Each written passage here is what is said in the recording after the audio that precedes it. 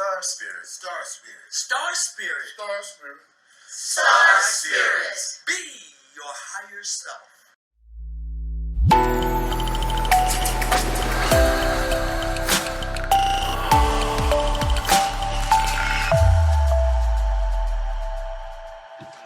Hello, everyone. I'm so very pleased to welcome to our summit Dr. Barbara Wallace. Dr. Wallace is a professor of health education at Teachers College at Columbia University. She's also the founding co-director of the college's Center for Health Equity and Urban Science Education. And she's a fellow of the American Psychological Association. Dr. Wallace is an authority on multilingualism and multiculturalism. And it's her work that she outlined in one of her books that really drew my attention and interest to wanting to interview her today. And this was the book, HIV/AIDS Peer Education and Training Manual, Combining African Healing Wisdom and Evidence-Based Approaches to Behavior Change. Dr. Wallace, Barbara, thank you so much for joining us on the summit. I'm looking forward to this conversation. I want to very much learn about African healing wisdom and how it's understood to help contribute to our spiritual awakening and moving beyond physicality, which is the theme of our interview today. And you're a traditionally trained clinical psychologist. Yes. How did you find your way to this area of work and then began to incorporating it into your otherwise, we could say, more traditional academic work? Well, as usual, conferences can be extremely transformative. So it was back in 1999 that I actually went to what became one of my favorite conferences. And that's a conference that was founded by Dr. LaFrancis Rogers Rose, the International Congress of Black Women. And one day, the session was focused on giving out the association's highest award. And Nana Ohemaa was the recipient of that award. And I had never seen anyone so happy to receive an award. So you know how it is at lunch. Which workshop am I going to go to in the afternoon? So I chose her workshop.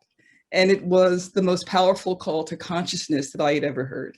And so, of course, afterwards, I went up to talk to Nana Ohemaa, and she invited me to actually travel with her to go to Africa. Of course, my first response was, oh, I'm a vegetarian. I don't see myself, like, oh, I'm a vegetarian too.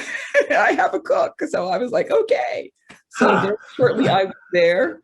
And before you knew it, I was actually kneeling in a very sacred shrine, really pledging my life to a mission about which I knew very little. And that was to continue the life mission of her mentor, her spiritual mother, Nana Ohemaa. And so there I was sitting at the feet of my elders. I went back 6 months later and was put in the position of a traditional African royal. Installed is the term for being placed in such a position. I became a queen mother. So I have another identity as Nana Ohemaa Aparibia Ajiriwa II, the Abrade Hema. So of course it meant I became a philanthropist. Of course it meant that I did things such as create an HIV/AIDS training program. So that's the book that you refer to. And by then I was very much exposed to the indigenous culture, the indigenous spiritual practices. If you could imagine what's very common in the African-American community, which is that those from West Indian heritage or the Caribbean ended up marrying those from the South in the United States who were descendants of the enslaved from largely West Africa, very common kind of marriage. So in a similar way, the place that I went to in Late Kubasi, Ghana, there were the indigenous, the original Aborigine people who actually had a Gwayan spirituality, who welcomed those who had migrated and brought up in the Akan kind of way of life. And so they intermarried. So you now have very ancient shrines where there are both those who represent the royal tradition of the Akan and the priests, the high priestesses, priests, or what are actually called a Akumfo of the Gwayan tradition. Many people know of the Akumfo Anachi who basically is known for helping the Ashanti and bringing down the golden stool. And so not far from there, actually, is where I was fortunate enough to go and to begin to get exposed to the spiritual traditions and to witness rituals and to be a part of them. And so I was totally transformed.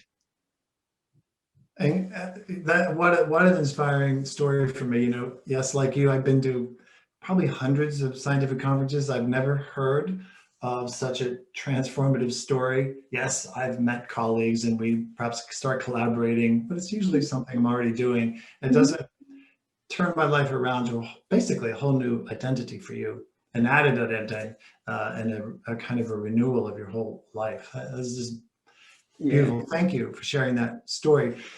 What more can you tell us? Give us some insight into the tradition that you are now so deeply rooted in, and then you're disseminating this wisdom for the benefit of many in your professional work and otherwise, I'm sure. Well, it actually impacted my approach to my doctoral students at Teachers College, Columbia University, as opposed to that model that we all know so well, for those of us who've been a part of these institutions, typically a one-on-one kind of mentoring experience. And so I introduced what I called an African technology of the communal group experience, meaning that we did everything as a group, that just as in the community there, people laugh together, people cry together, people celebrate together, that we would have dissertation advisement together and we would laugh together and we would cry together. And it also meant that I was able to mentor yet more students in larger groups. And so that was really transformative. Instead of me perhaps following the model, which is, oh, I'm a part of academia, what am I supposed to do?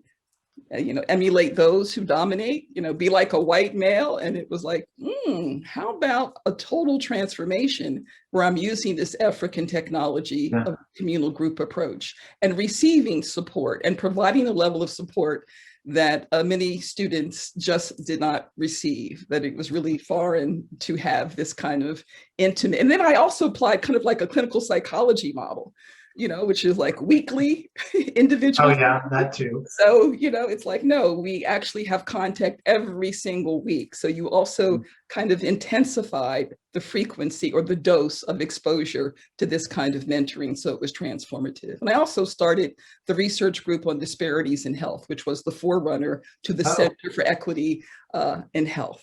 Okay, so that was the foundational inspiration for that center you co-founded that I mentioned at your introduction. I can only imagine the kind of feedback you've gotten from students over the years.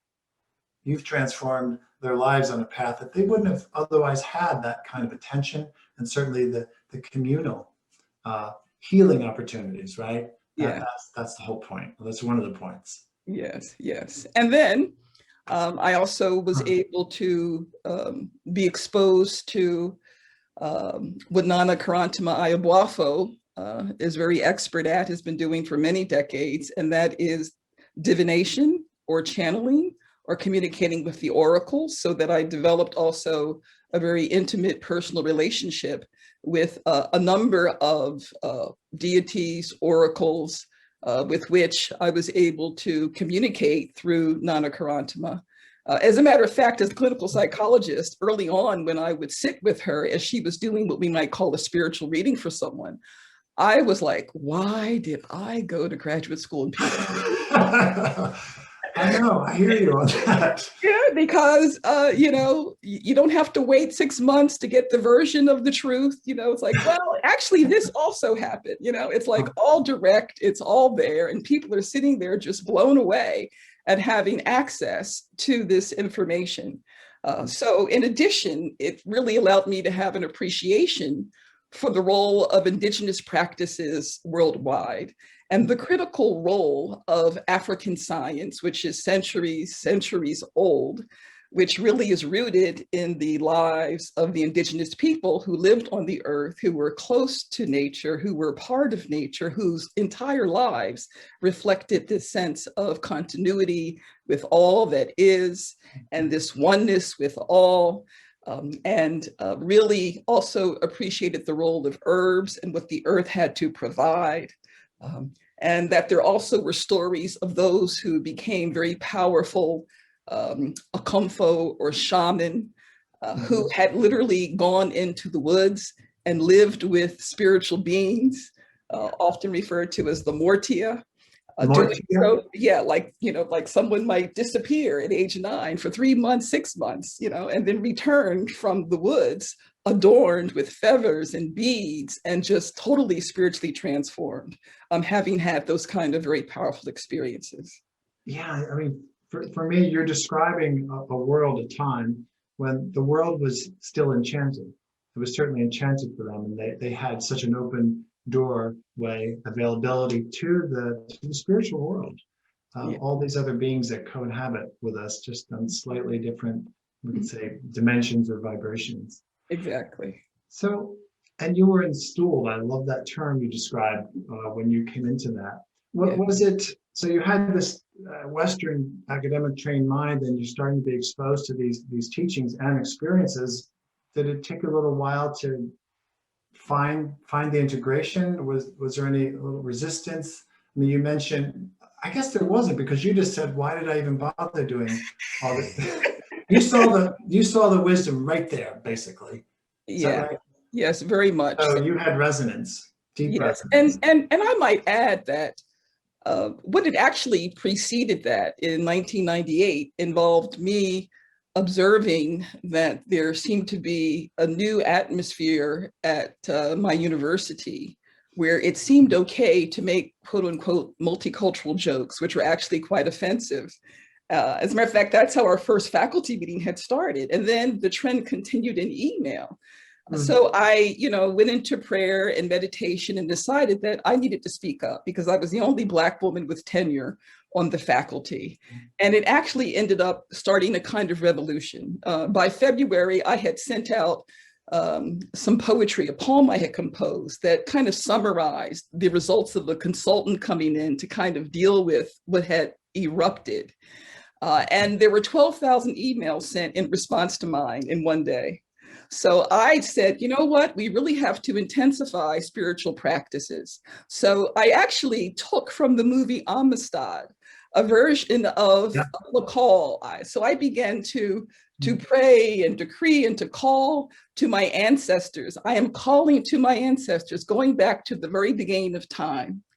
And you must come, for I am the reason that you ever existed. So having put out that call, within 6 months, I'm on the mountain, in a very rural region of Ghana, on my knees in a shrine. So one might say, be careful what you ask for. But that revolution was kind of successful in them hiring someone who was going to lead an office of diversity and community and address some of the issues that were going on, not unlike some of what we are seeing today, 21 years later, that's erupting societally wide. And so it was just, it was really an answer to my call. And here in Philadelphia, where I am today, I was also raised, it was quite common for West Indians to join Episcopalian churches. So my great-grandfather actually helped to build the Episcopalian church in South Philadelphia. So, I would sing "Onward, Christian Soldiers," my grandmother in her favorite pew, and the little boys would laugh at me because I was singing with such passion. And then, of course, I did what many people do, which is I had long asked that I be used as an instrument for use by divine forces. So I kind of made myself available. So it wasn't really that surprising that I had ended up in that position. So I would say that I was ready, willing, and able, given my own spiritual practices of meditation and things of that sort that I had been doing for a very long time. Yeah, indeed. And your initial, more traditional training gave you the position, the foundation to bring the wisdom back and disseminate it. I wouldn't be speaking with you probably if that wasn't the case, because I might not have heard about your work. Yes. And you mentioned being on your knees in a shrine, and that's so beautiful just because it reminds me of the importance of sacred places. Of people do pilgrimages to sacred places, and we don't often have enough of those around, So very fortunate.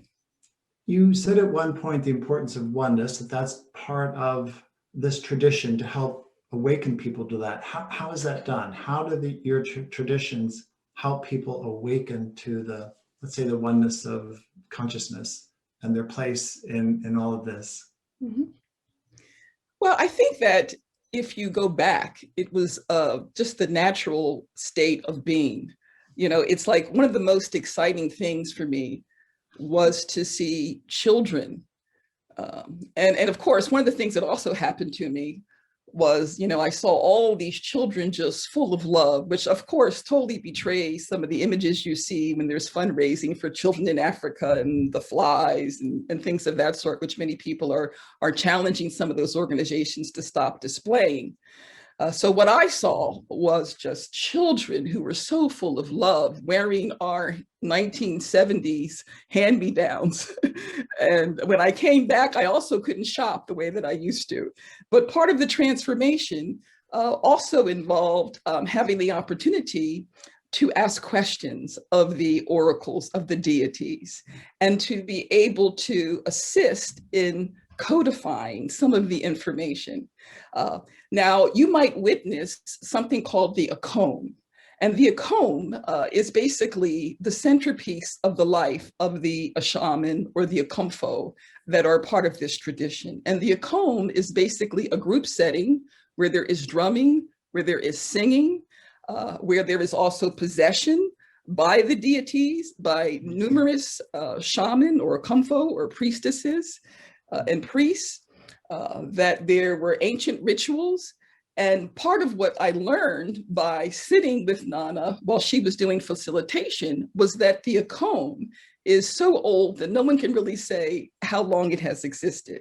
As a matter of fact, when the British arrived, they called the shaman dancing priests because they saw them in this circle with the drumming and the singing and the group and the possession that occurred.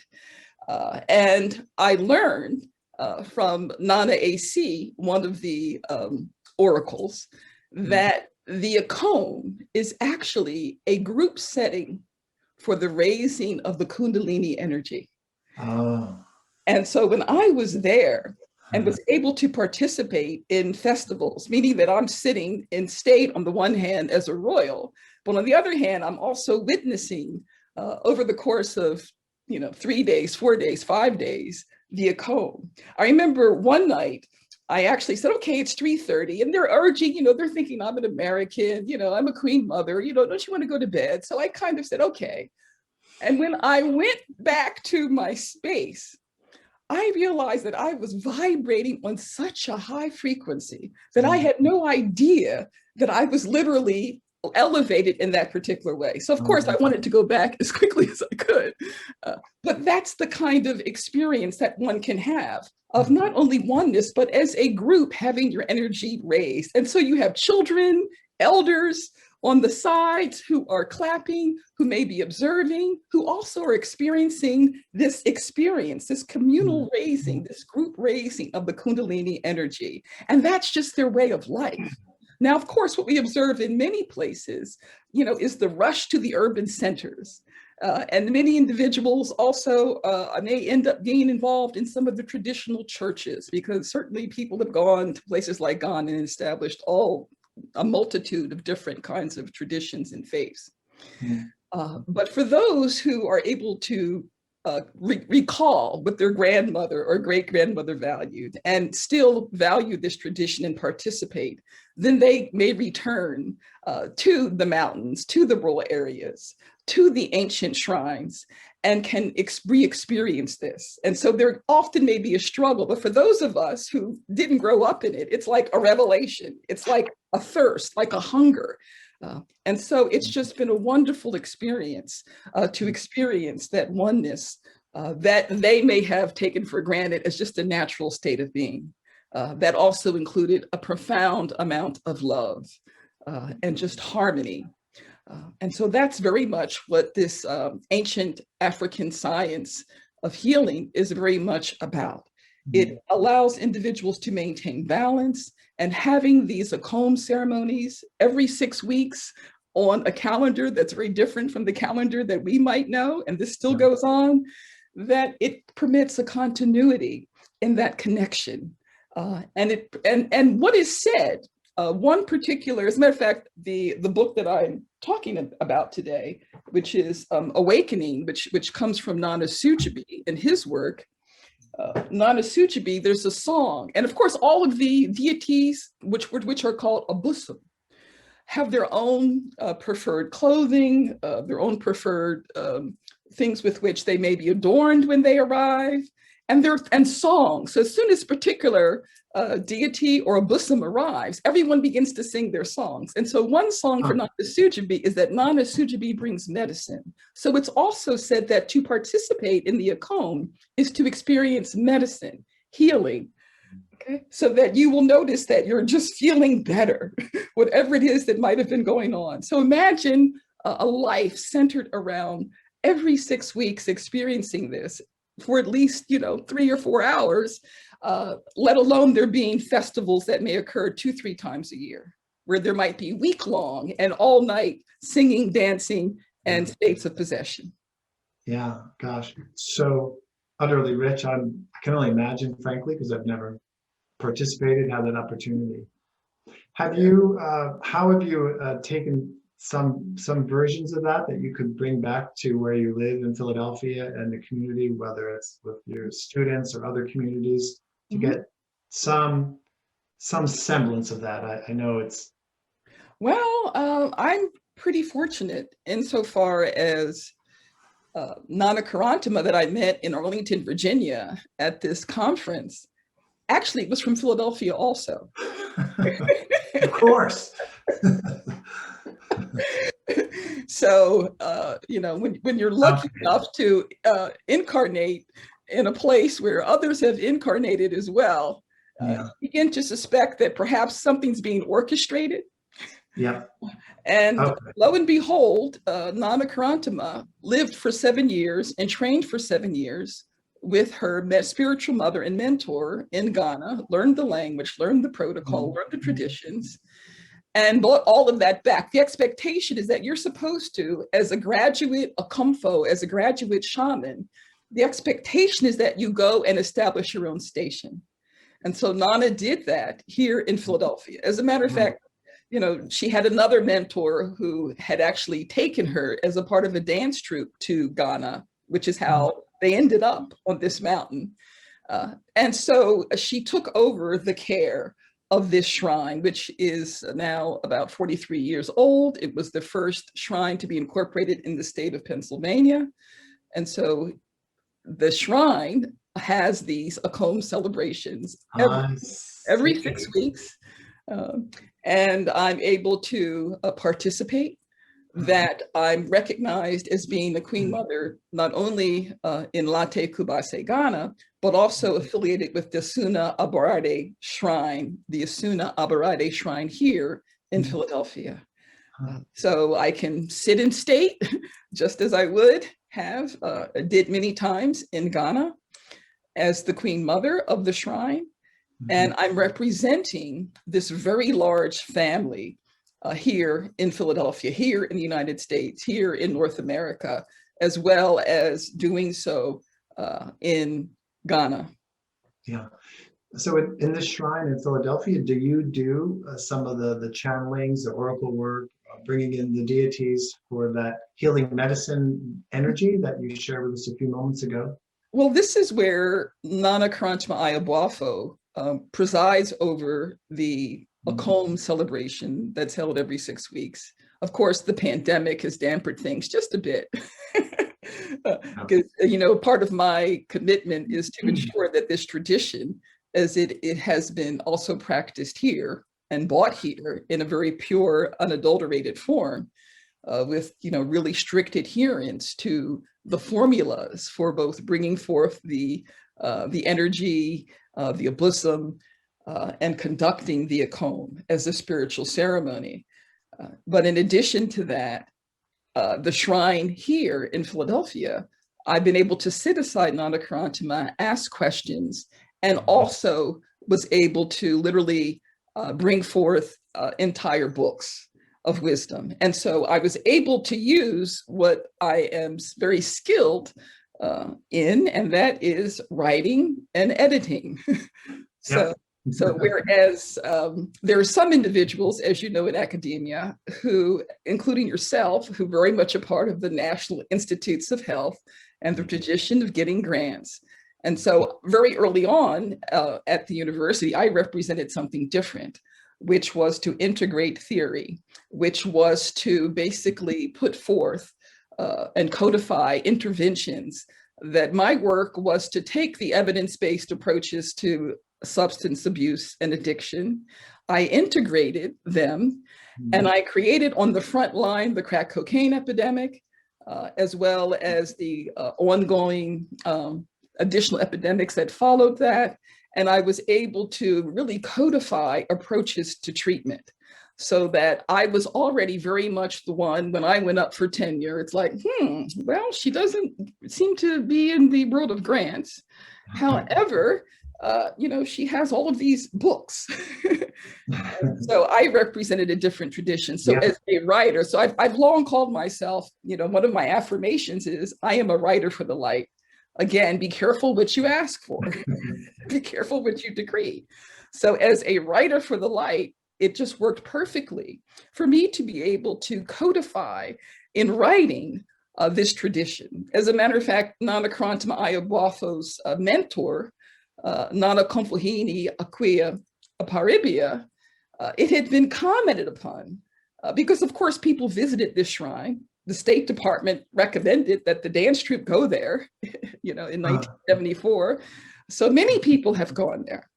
And what was observed in one book was that what would it be like if you combine the written tradition with the oral tradition, okay? And so I've been able to help Nana Ohemaa to really help to realize that potential by assisting her in writing all of these books. A book about her mentor's life, a book about her life called African Shamans and, Ancient Shrines. So that has very much been a real privilege and honor to be a scribe. I kind of, have this feeling that at some point in Egypt or ancient Kemet, I was a scribe. So for me, it has continuity with what I feel like I've done before, and I'm able to do it in this lifetime. And really to have a very clear sense of the responsibility in attempting to really grasp, to edit, to codify, and to preserve, and to not adulterate what it is that comes forth through divination facilitation from the abusim, from the oracles.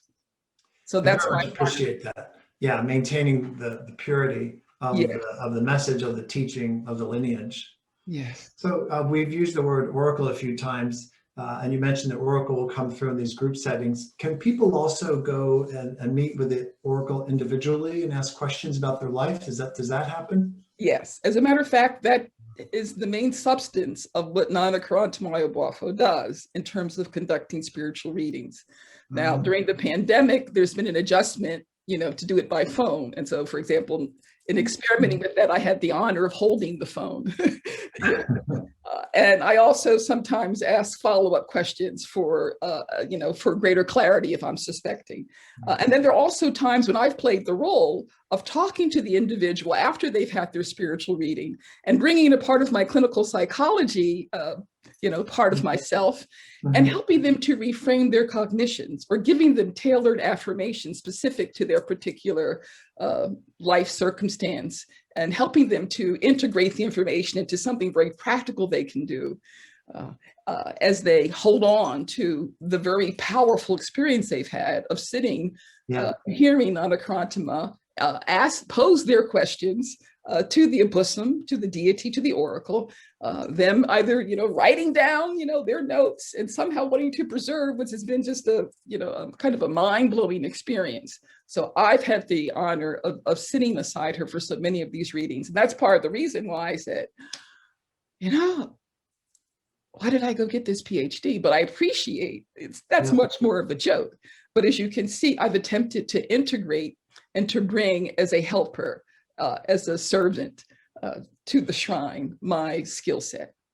I very much appreciate your application of your skill set in that setting? Because often people do go to these settings and all this information is presented and they honestly don't know how to integrate it. They don't understand a perspective. And ultimately it doesn't provide to them what it could have been provided to them.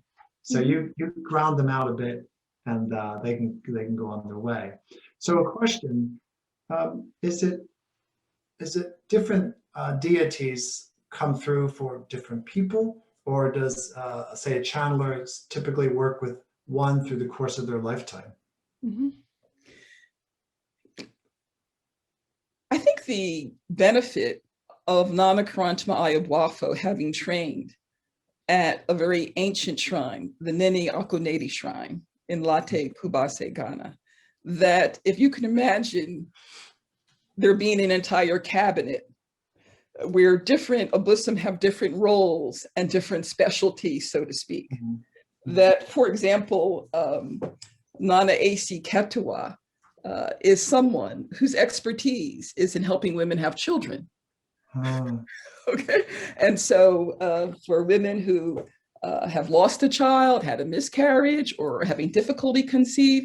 So, for example, there are many individuals who are eternally grateful for Nana Ohemaa for assisting with families helping to bring forth children. And then we also have, for example, Nana Boafo Tigere, who is, I'd like to describe him as in some way being a bit closer to earth, meaning having a greater familiarity with what some of the people walking this path may be going through.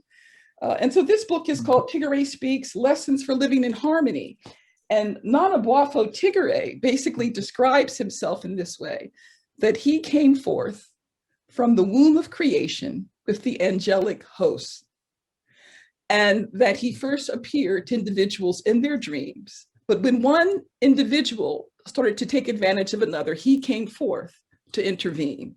So Nana Boafo Tigere is very much about ensuring that there is fair play, that there's equity, and that there are not the kind of interpersonal abuses. Because as human beings, there's things like jealousy and envy, and individuals sometimes, have thoughts and bad thoughts about individuals and begin to act out in various ways. And so that's very much his domain. So that's just an example of some of the way in which Nana Karantama may have someone, come say something about their issue, their problem, and she will make a determination as to which Obusim or which deity she will take them to for their spiritual reading. Got it. Thank you. That's very clear. So a question, please. So as an example, Nana Boafo Tigere, hopefully I pronounced that correctly. Yeah, Nana Boafo, yes. Nana Boafo. Yeah, Okay. Boafo. Thank you. Now that deity, does that deity also manifest in other cultures as other names, or is it a being specifically for this culture? That's a great question. There are stories, and I actually asked Nana Boafo Tigere about this. I asked him whether or not he had been with the dervishes, the twirling dervishes, because Nana Boafo Tigere is known for wearing a very large batakari and for spinning and spinning and spinning. And when he is spinning, it's like this large twirling, very colorful clothing, that schmuck that is just so compelling. And so, and I did some research, and there were some stories, and he said, well, they are like stories that, yes, that he had been with them or among them. And just to tell yet another story, this book came forth from Nana Asujibi. And Nana Asujibi is associated with water and rainbows. So if you can imagine that there are many places where there's water that's moving and rainbows forming. So, and also, rock formations where there may be water flowing. So there are many sacred places that these energies abide. And so those who may be able to sense or intuit or communicate can certainly connect with them. And then there's also the Mortia. And the Mortia are known to be in forests and in the bush, and in places where there, are trees that are very sacred spaces that may be isolated, where people do not necessarily go on a regular basis. Mortia, I'm sorry, is that like devas, nature spirits? Is that the parallel? Well, you might say that they are, they're, I don't know if I would go so far as say that they're nature spirits, but they live very close to nature. They live in nature. I see. Okay. Okay, so as you know, this is a Science of Healing Summit. So many people won't be able to come to these shrines and can't participate in the ways you're describing. What are some teachings that you can share with us from your tradition that people can do on a day-to-day basis? Yes. Well, this book, Awakening Beyond Physicality, a practical guide for aligning with the higher self and divine source. So this book was brought forth, it was published by StarSpirit Press in 2017. And all of the work is extremely practical. In other words, how is it that you can begin to assist people in both having a personal transformation and, most importantly, also taking action? And so we hear things that coming forth through this book by Nana Ohemaa that are not surprising. The absolute importance of a daily spiritual practice, of sitting, of being still, of being quiet, of also beginning to nurture the inner environment, that acknowledging that the inner environment is going to allow one to connect with, by turning inward in these states of quietness, of meditation, that one is going to connect with their higher self, that higher self is always in a state of oneness with divine source, with the creative source. And so whether it's through also visualizing that here I'm in my physical self, yet above, of course, it's all within, but this is a three-dimensional reality that I'm describing this in, that we can visualize the higher self. And then we can also envision, perhaps like a sun, the divine source, the creative source. And the idea that we also, while we may be in a very dense body, through these practices of also using affirmations, of using what we might call in other traditions decrees, I am light, glorious light, radiant light, that by repetition, one is going to increase the frequency at which they are vibrating, that this state of merging with the higher self can be experienced, and also being in a state of oneness with divine source or the creative source. And so to do this on a daily basis is also going to permit healing. As a matter of fact, if you can think about the kind of trauma that those of us who are of African descent, who experienced enslavement, as a matter of fact, the trauma that all indigenous people across the world have experienced. Yes. But to the extent that from West Africa, this tradition has come, and many African descendants have also come from West Africa, have ended up in the Caribbean, the West Indies, here in the United States, that it can allow one to begin to heal that trauma as well. And that many of the things that we may witness in terms of people being in despair are really the repercussions of that traumatic enslavement experience, and also over 400 years of ongoing oppression.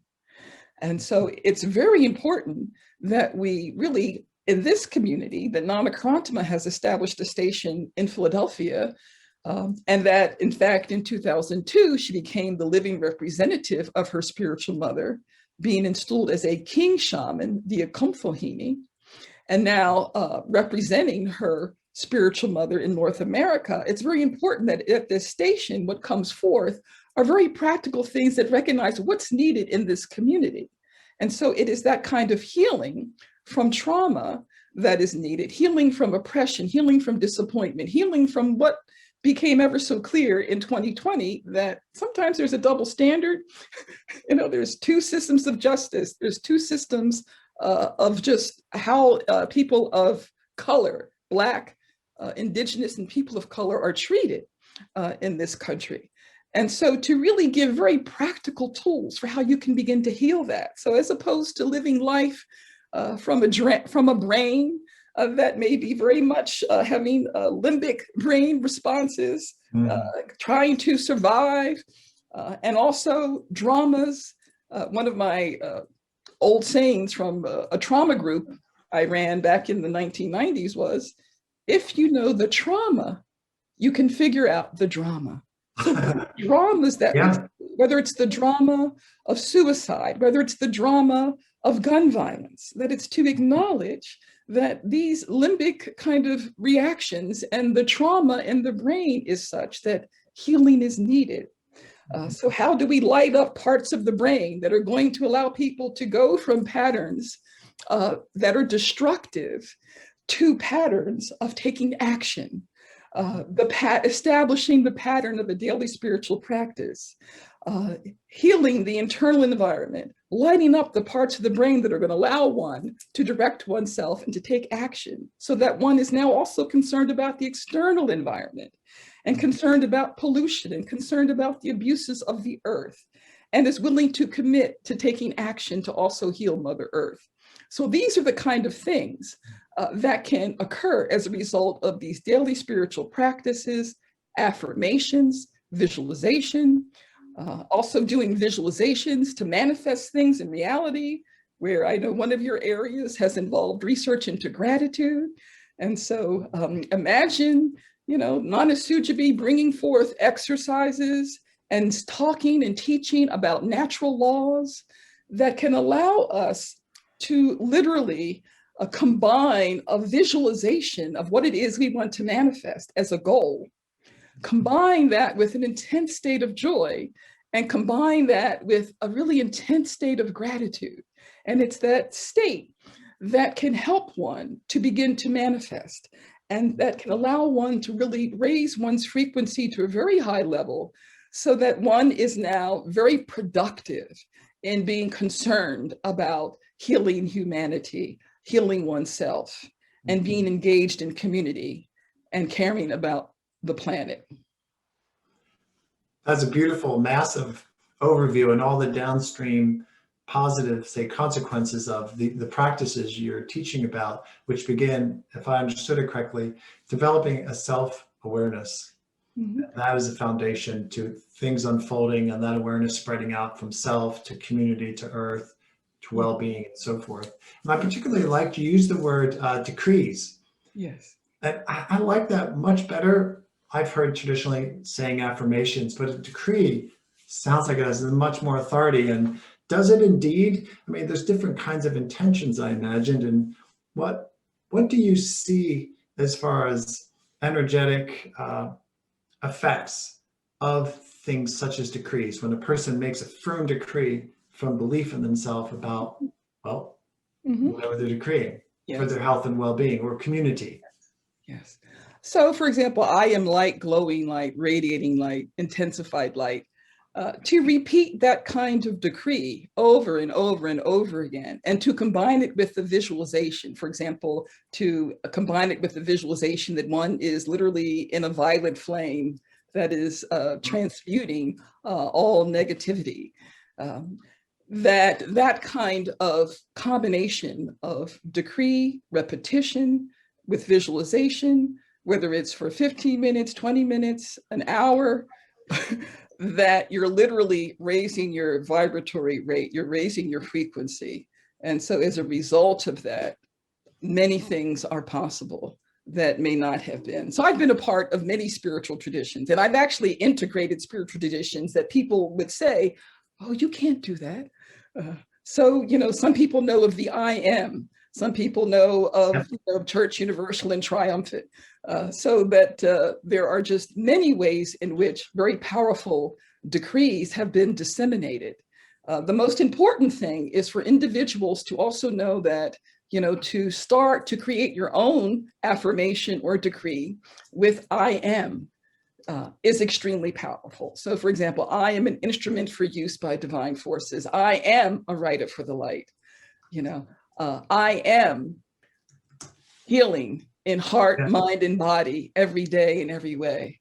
I am healing in heart, mind, and body every day in every way, which is, and so as a clinical psychologist, I would quite often, give individuals an affirmation that was tailored for their particular situation in that way. So those decrees are something that I was very much involved in even before, going back to the 1980s.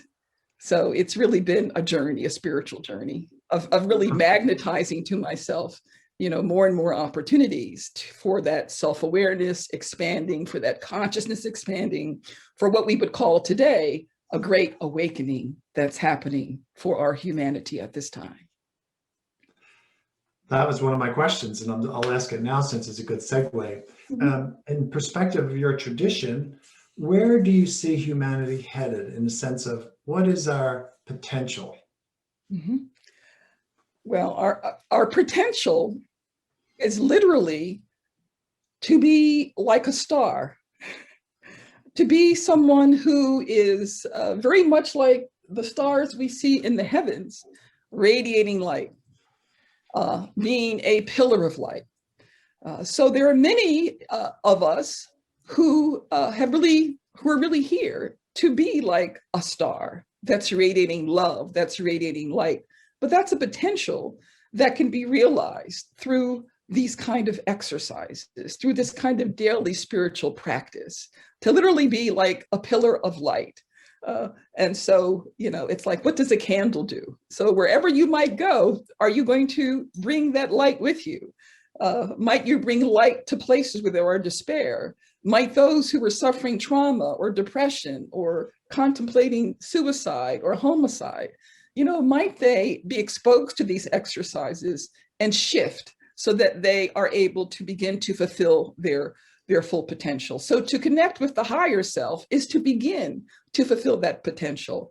To do these exercises and to experience connection with your higher self and your higher self in a state of oneness with creative source or divine source, that you now can begin to be an actor in reality who's going to benefit humanity.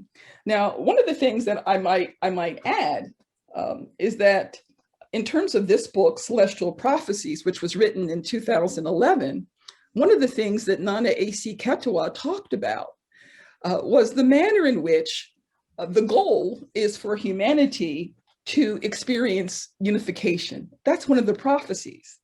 But part of what she also included in her prophecy was that there were going to be natural disasters. There were going to be more earthquakes. That if you can imagine that a shoe that is too tight, the leather is too tight, and the foot wants to expand, that Nana A.C. talked about how there are places where we have put steel and cement, and the earth wants to reclaim some of the space, wants to expand. And so whether it's rivers overflowing that is causing what we might see as destruction, or whether it is hurricanes and more extreme weather. Part of what Nana A.C. talked about was that some of this extreme weather and some of those lightning strikes, that there are beings who are literally coming to Earth to assist. And so some of that activity of storms and extreme weather is actually raising the frequency of Mother Earth herself, so that the planet is vibrating at a higher frequency. Some would say that Mother Earth has undergone her own ascension, and that it's something that has occurred or is occurring, that we are in a golden age, that this is a time of the Great Awakening, and that you're also, what she predicted in 2011 was that we were also going to see mass demonstrations. That's also a part of this Great Awakening, mass demonstrations. So we've seen all of that, and we've seen perhaps more of it in 2020 than we may have seen in quite a while. But ultimately, the prophecy is for unification, is for oneness, that there's one humanity. Part of what the Buddhism recognize is that there are special needs that those who've been really traumatized and oppressed, Black, Indigenous, people of color, from the enslavement experience in particular, and the need for healing. But ultimately, there is a place where race, color, you know, in other words, when you have raised your frequency to the point that you are very much connected with your higher self, the vision is for humanity to experience oneness. And so part of what, Nana AC has given us in her prophecy is also an image. Part of what Nana AC talks about is how we create reality through images.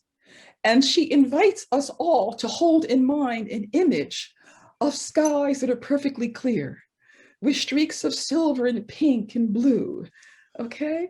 And imagine a valley that is green with flowers, and that there are people of every color, race, ethnicity, size, and shape huddled together, communicating and speaking in gentle tones.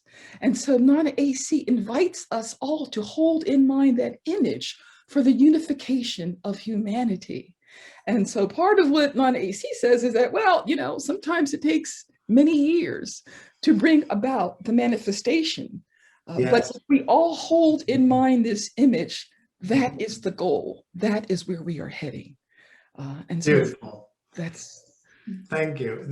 I have a couple of things. One, I so enjoy your enthusiasm about all that you speak about. Thank you for that. This is a perfect, I think, setting to close our interview, and particularly where you admonished us to be like stars radiating light, Yes. to help bring unification to the world, to humanity. So thank you very much, Barbara, for joining our summit. I am so grateful. It's been a wonderful opportunity for me, Paul. Thank you so much. I'm grateful to the summit. Thank you. Grateful as well.